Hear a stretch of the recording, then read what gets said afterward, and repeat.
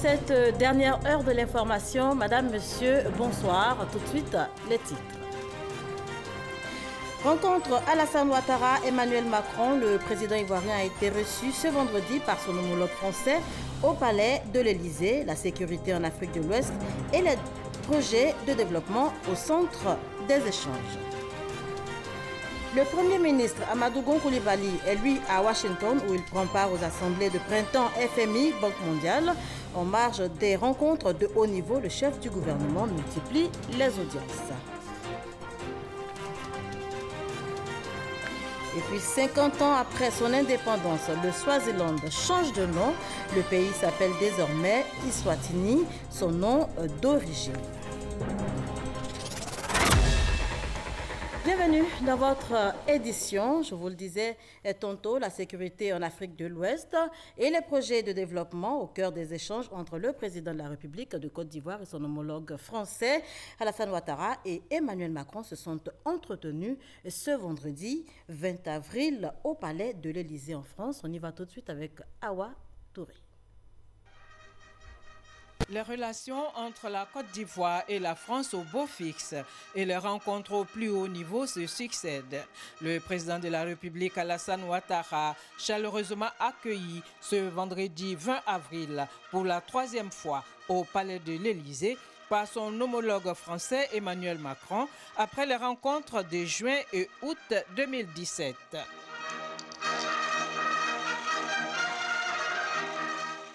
Au cours de ce tête-à-tête qui a duré près d'une heure, les deux chefs d'État ont fait le point sur la coopération militaire dans le cadre de la lutte contre le terrorisme en Afrique de l'Ouest, avec la mise en place d'un centre de formation et le projet du métro d'Abidjan, un projet de 1,4 milliard d'euros financé en partie par la France.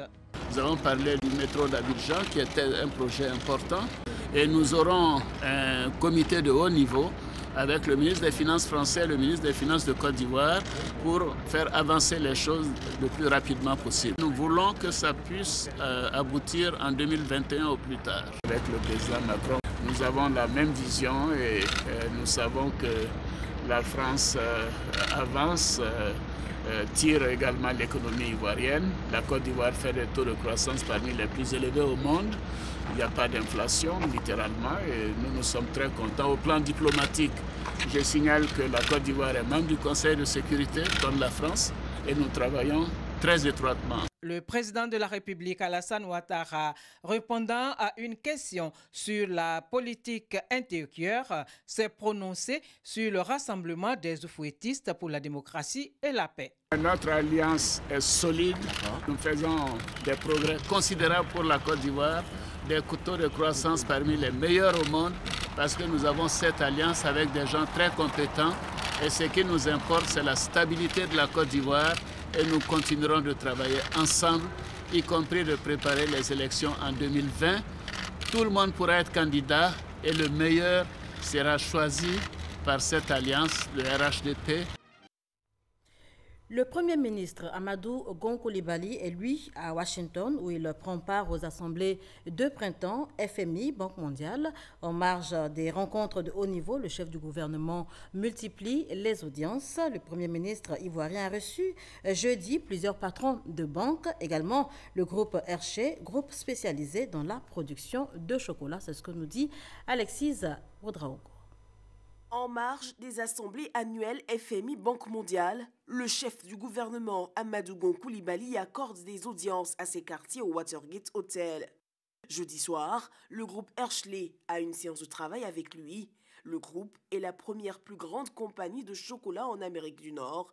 Il entend faire du pays sa principale source d'approvisionnement en matières premières, notamment en beurre de cacao. À leur suite, la Corporate Council on Africa, un organisme américain regroupant quelques 180 entreprises, est venu voir le chef du gouvernement. C'était de l'introduire à l'industrie américaine, aux sociétés américaines qui sont en fait investies en Côte d'Ivoire et qui voudraient venir en Côte d'Ivoire pour investir, pour travailler avec le gouvernement ivoirien et le peuple ivoirien dans le cadre du développement économique et dans plusieurs autres secteurs. Le secteur de la santé, le secteur de la recherche et le secteur de l'exploitation des ressources minières. Amadou Gon Coulibaly a aussi accordé des audiences à la Standard Chartered Bank, à la Citibank et au groupe BNP Paribas. Voilà, on poursuit en images avec cette information. Dr Eugène Aka Awele, nouveau président de la RDCI, Assemblée des régions des districts de Côte d'Ivoire. Il a reçu ses nouvelles responsabilités des mains de Jano Aoussou Kouadio, récemment élu donc à la tête du Sénat ivoirien. Occasion pour l'ancien président de la RDCI de faire le point de 5 ans de gestion. Notez que la cérémonie de passation des charges a eu lieu au cours d'une assemblée générale extraordinaire. Bientôt, un 4e câble en Côte d'Ivoire pour le réseau de télécommunications et d'Internet. Le projet est en cours et justement le ministre de la Communication, de la Poste et de l'économie numérique, Bruno Koné, a rencontré pour donc en parler une délégation représentant l'opérateur nigérien Men On. On en parle avec Justine Djike. Un opérateur fournisseur de services de télécommunications et de solutions réseau à la conquête de la Côte d'Ivoire, porte d'entrée du marché ouest africain. Rencontre des responsables de l'opérateur Men One avec le ministre de la Communication, de l'économie numérique et de la Poste pour sceller l'accord d'obtention d'une licence. L'opérateur Men One est donc éligible pour l'obtention d'une licence C1B.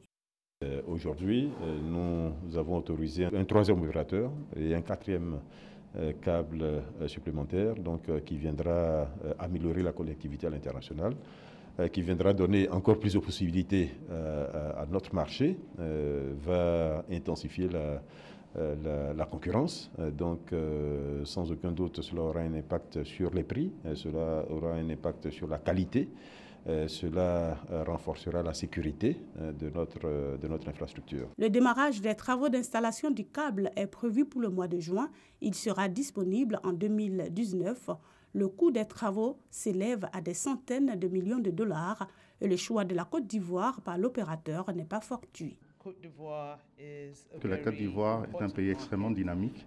C'est aussi la porte d'entrée pour beaucoup de pays dans l'Afrique de l'Ouest. Vous n'êtes pas sans savoir que la Côte d'Ivoire représente une part importante des activités économiques dans notre zone. Nous avons aussi choisi la Côte d'Ivoire à cause du dynamisme de son économie. Men One a débuté il y a maintenant de cela aujourd'hui 10 ans avec un investissement de 250 millions de dollars. Et nous comptons continuer à investir à la même allure et à la même cadence en Côte d'Ivoire aussi. L'installation de ce 4e câble en Côte d'Ivoire est une opportunité pour le réseau de téléphonie mobile, d'Internet et de connexion digitale qui compte des millions d'abonnés. Le premier passage de vaccination contre la poliomyélite au titre de l'année 2018 a été lancé ce vendredi à Soubré. Plus de 9 millions d'enfants de 0 à 5 ans sont visés par cette opération. Le gouvernement ivoirien est à l'assaut des éventuelles poches de résistance puisque depuis 2011, plus de cas de polio enregistrés en Côte d'Ivoire. Notez que toutefois, la vigilance est de mise. Sam Konan. Encore 2 gouttes à ces enfants pour garder notre pays sans polio. Voici l'objectif que vise le gouvernement en lançant officiellement ce vendredi à la place Maracana de Soubré le premier passage de vaccination contre la poliomyélite pour l'année 2018. Ces 2 gouttes suffisent pour cette campagne, mais les autres campagnes, il va falloir encore d'autres gouttes. Mais aujourd'hui, il faut reconnaître que nous sommes dans une étape de défi pour la Côte d'Ivoire. On vous l'a dit, nous sommes libres de la polio. Ça veut dire que nous sommes en train d'avancer. Depuis 2011, on vous l'a dit, il n'y a pas de cas de polio. Voilà, donc on ne doit plus relâcher. Durant 4 jours, les agents vaccinateurs vont sillonner les ménages sur toute l'étendue du territoire national pour vacciner les 9 millions d'enfants de 0 à 59 mois, donner de la vitamine A à ceux de plus de 6 mois à 59 mois et des déparasitants aux tout petits de 12 à 59 mois. À la grande joie des parents. Aujourd'hui, sincèrement, j'ai envie de vacciner mes enfants. C'est important qu'on vaccine notre enfant pour le bien de notre enfant. J'ai invité à mes soeurs, nous avons envoyé les enfants, ils vont vacciner les enfants. Là, les enfants ils vont avoir bonne santé. C'est donc parti pour le premier passage de vaccination contre la polio au titre de l'année 2018. Dans la région de la Bagoué, au nord de la Côte d'Ivoire, une opportunité se présente aux jeunes et aux femmes. Il s'agit du projet PGDEC, projet emploi jeunes et développement des compétences. Il vient d'être lancé précisément à Bundiali par le ministre Sidi Touré, ministre de la promotion de la jeunesse, de l'emploi jeune et du service civique. Plus de 800 jeunes et femmes pourront en bénéficier. C'est ce que nous explique Kader Sogodogo. La Bagoué, comme beaucoup de régions en Côte d'Ivoire, n'échappe pas à la pauvreté. Les jeunes et les femmes sont les plus touchés. Pour les sortir des griffes de la pauvreté, le gouvernement a lancé un projet pilote dans le département de Bundiali. 830 jeunes et femmes issus des localités reculées sont concernés par ce projet. La région de la Bagoué fait partie des régions les plus défavorisées au niveau national. Et spécifiquement pour la région de la Bagoué, ce sont 648 millions de francs CFA qui sont mis en œuvre ici dans cette localité. Une opportunité à saisir pour les bénéficiaires. Je voudrais me réjouir pour tous les efforts qui sont faits afin de permettre à nos femmes et à nos jeunes d'aspirer à une meilleure existence et à une existence dans la dignité. Les autres membres du gouvernement présents vont dans le même sens. Je voudrais très sincèrement remercier le ministre Sidi Touré d'avoir inclus la Bagoué dans cette liste de projets pilotes. Ceux qui ne sont pas dans l'école, elles sont dans le milieu rural, elles sont dans l'agriculture, elles sont dans le vivrier, elles se battent. Nous demandons aux jeunes d'avoir le même courage que les femmes. Pour la mise en œuvre de cette phase pilote, 10 régions ont été sélectionnées, a annoncé le ministre Sidi Touré, soit plus de 8000 jeunes bénéficiaires âgés de 18 à 35 ans. Il est financé à hauteur de 7 milliards de francs CFA et s'inscrit dans la politique nationale de la jeunesse 2016-2020. Le ministère de la promotion de la jeunesse, de l'emploi des jeunes et du service civique qui se rapproche davantage de la jeunesse du nord de la Côte d'Ivoire. C'est la ville de Kong qui a été choisie pour abriter la 3e édition de la campagne dénommée Rendez-vous avec les jeunes, initiée par le dit ministère. C'était en présence du ministre Sidi Touré. Notez que pour cette édition, l'accent a été mis sur l'intérêt d'investir le secteur de l'agriculture. Salut aux couleurs. Remise des symboles de l'État, procession à travers la ville, ravalement des façades de la sous-préfecture, exposition sur les activités du ministère de la promotion de la jeunesse, de l'emploi des jeunes et du service civique et panel sur la problématique de l'emploi des jeunes à travers les métiers de l'agriculture. Des activités de la 3e édition de la caravane, le rendez-vous avec les jeunes à Kong. Nous sommes à la première édition de la 3e année des rendez-vous avec les jeunes et nous avons choisi la ville de Kong de façon symbolique pour pouvoir passer le message à l'attention de la jeunesse à partir de cette ville symbole. À travers un panel, les différents métiers liés à l'agriculture pour une insertion durable ont été présentés aux jeunes de Kong. Tous les modes de financement des projets jeunes ont également meublé les échanges. Le ministre de la promotion de la jeunesse, de l'emploi des jeunes et du service civique a exhorté la jeunesse ivoirienne à saisir les opportunités qui s'offrent à elle. C'est une zone fondamentalement agricole et les sujets portaient sur leur insertion dans ce secteur. 49% des emplois créés en Côte d'Ivoire se font dans le secteur agricole et qu'il était maintenant de bon ton que les jeunes de Kong puissent réellement s'approprier tous les dispositifs qui sont mis à leur disposition par le ministère. Les éditions de l'année 2018 de la caravane, le rendez-vous avec les jeunes, se dérouleront du 16 avril au 22 décembre prochain. L'emploi et l'insertion des jeunes, le civisme et la citoyenneté, la protection de la jeunesse, la promotion et l'autonomisation des jeunes seront les 4 thématiques au programme. Et le reportage était signé Soro Corona. Retour dans la zone est de la Côte d'Ivoire, précisément à Grand-Bassam, où la commission éducation et affaires culturelles de l'Assemblée parlementaire de la francophonie est réunie depuis ce matin. Rencontre autour de questions liées à l'éducation et à la culture, 2 moyens de promotion de la francophonie. Moussa Konaté. 30 sections des parlements membres de l'Assemblée parlementaire de la francophonie participent à cette réunion de la commission éducation, communication et affaires culturelles. Les réflexions vont porter sur l'expression culturelle en langue française, l'éducation, la formation, l'audiovisuel, les technologies de l'information et de la communication. Des sujets d'intérêt pour la promotion de la francophonie. L'objectif, c'est d'amener le débat à faire émerger dans la francophonie une éducation qui soit relevée, qui porte vraiment la langue française à un niveau international, puisque déjà aujourd'hui le français occupe une grande partie dans les échanges économiques et internationaux. Nous avons l'habitude tous les ans de nous retrouver au sein de cette commission dans un pays francophone pour aborder des sujets principalement autour de l'éducation, de la culture et de la santé. Donc l'idée pour nous étant de pouvoir partager entre les différentes assemblées de parlementaires sur les politiques menées par les différents pays, en matière notamment de travail autour de l'apprentissage, autour de la formation, mais c'est aussi l'occasion d'échanger des points de vue et de mettre en place des bases de coopération, de soutien et d'accompagnement. La rencontre vise à recueillir des propositions des différents participants. Les résolutions seront présentées à la prochaine assemblée annuelle parlementaire de la francophonie prévue au Québec. Des bourses d'un montant de 20 millions de francs CFA pour les jeunes filles des filières scientifiques.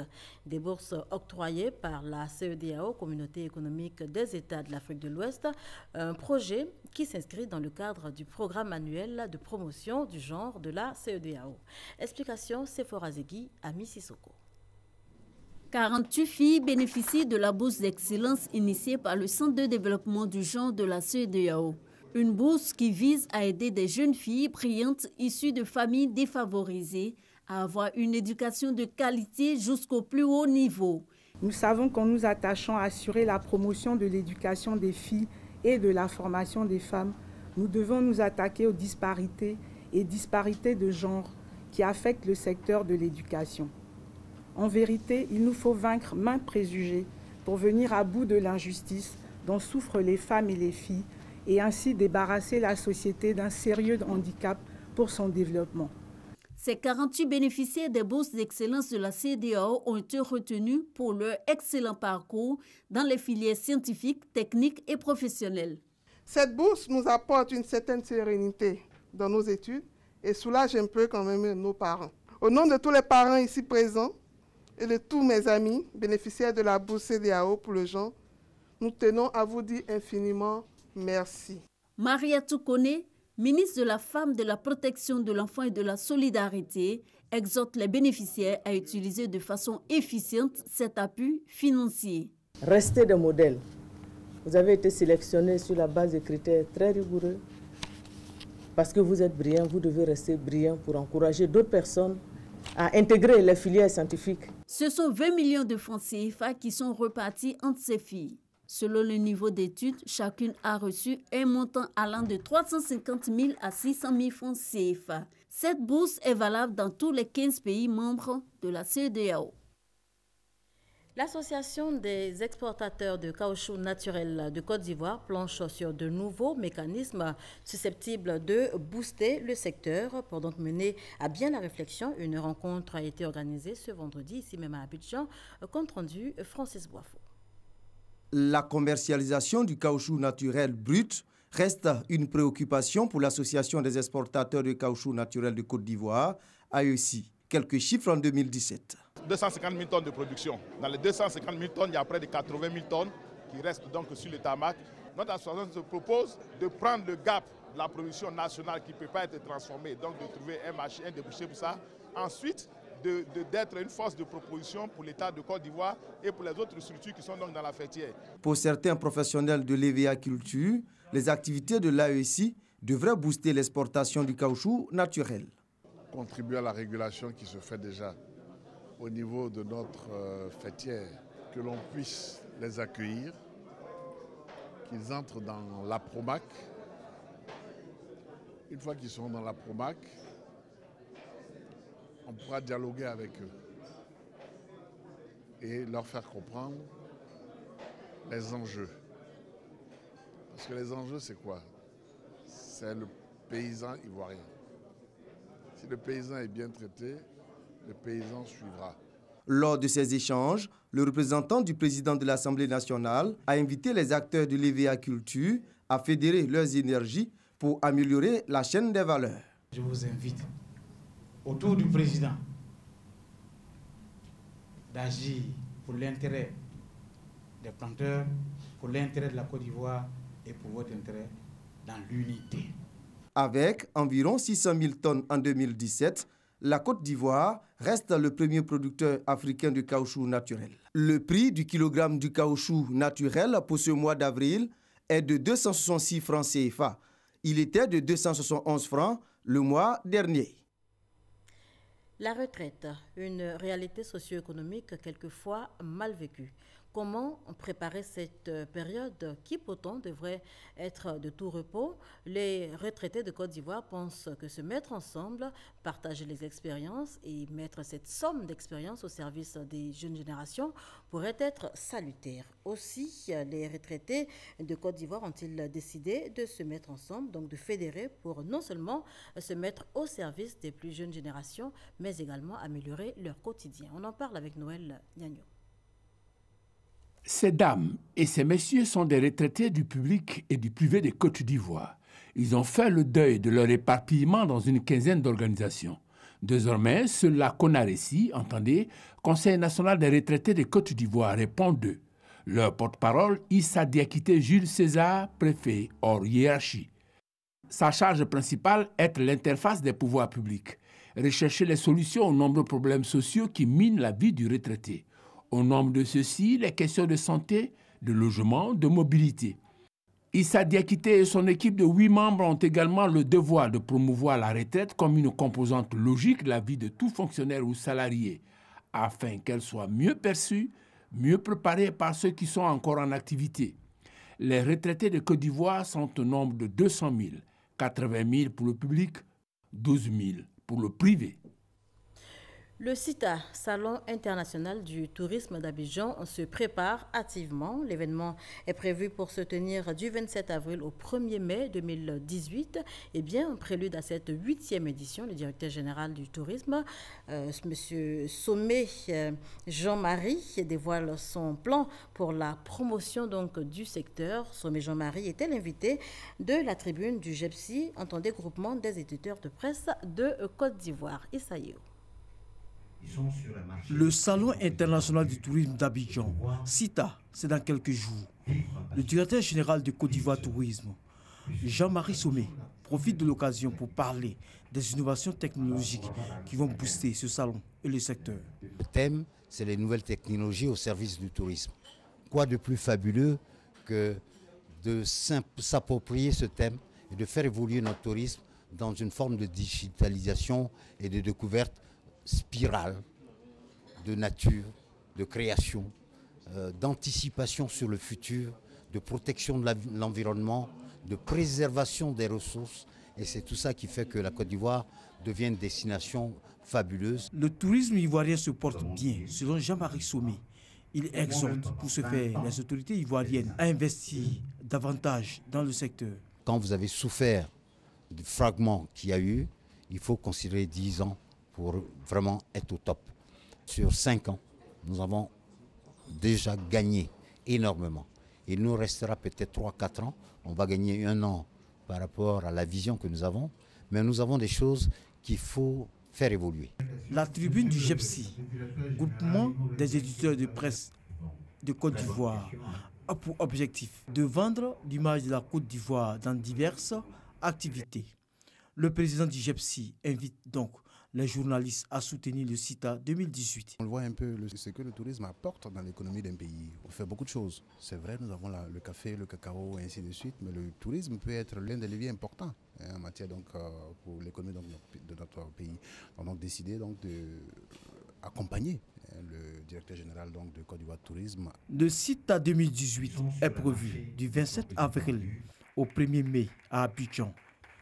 Le président du GEPSI a donc exhorté les journalistes à se l'approprier et à faire de ce salon un véritable espace de développement et de valorisation du tourisme en Côte d'Ivoire. Le CITA 2018 attend plus de 70 000 visiteurs. Une lucarne qui permettra en 5 jours de vendre les potentialités touristiques et économiques de la Côte d'Ivoire. Et le Rassemblement des Républicains prépare également un congrès extraordinaire qui s'annonce pour le 5 mai prochain. Pour en parler, le bureau politique s'est réuni ce jeudi. Réunion présidée par la présidente du parti et qui a mis en avant le parti unifié. Sidonie Davila. Le RDR se prépare pour un 4e congrès extraordinaire. Le bureau politique du parti s'est réuni pour affiner une méthodologie de travail pour la réussite de ce congrès. Cet événement prévoit l'adoption massive du projet du parti unifié par les militants de base. Pour la présidente du Rassemblement des Républicains, Henriette Dagri-Diabaté, qui a dirigé cette réunion du bureau politique, la mise en place formelle du parti unifié est une exigence politique majeure. Il y a également une nécessité politique à cette convergence, celle d'assurer la stabilité de notre pays pour construire une société démocratique, une société de progrès, de justice et de partage. Il convient maintenant que nos militants ratifient cet accord historique. C'est pourquoi le RDR a convoqué un congrès extraordinaire, car le dernier mot revient toujours aux militants. La réunion essentiellement consacrée aux préparatifs du congrès extraordinaire du RDR a vu la mise en place de plusieurs commissions pour son organisation, notamment la commission mobilisation dirigée par Adama Bictogo et celle de la communication par Mamadou Touré. Le congrès aura lieu au Palais des Sports le 5 mai prochain. On poursuit en image avec le mouvement Action 2020 qui est également sur le terrain. Il sensibilise les nouveaux majeurs à se faire enrôler, et cela afin de participer massivement aux échéances électorales à venir. L'actualité internationale de ce soir nous conduit avant tout au Swaziland.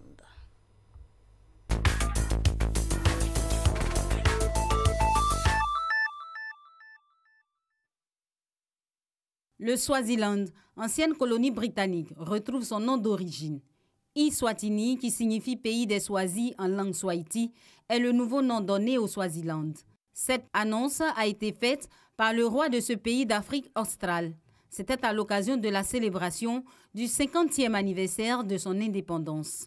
Pour lui, tous les pays africains ont repris leur ancien nom, celui d'avant la colonisation. Il était temps que le Swaziland en fasse de même.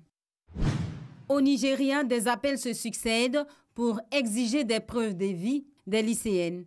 Le mouvement Bring Back Our Girls et d'autres associations exigent des autorités nigérianes des preuves de vie des filles enlevées par Boko Haram.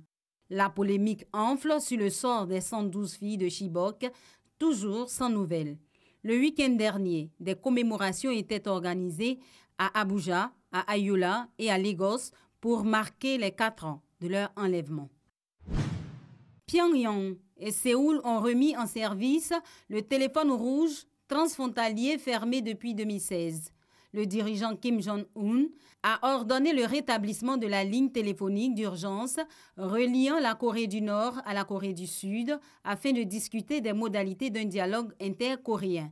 Une rencontre est prévue entre les deux chefs d'État dans la zone démilitarisée qui divise la péninsule en deux. Et pour rappel, sachez que ce vendredi, il y a eu donc une rencontre à Alassane Ouattara. Emmanuel Macron, le président ivoirien, a été reçu ce vendredi donc par son homologue français au Palais de l'Élysée en France. La sécurité en Afrique de l'Ouest et les projets de développement étaient au centre des échanges. Merci de nous avoir suivis.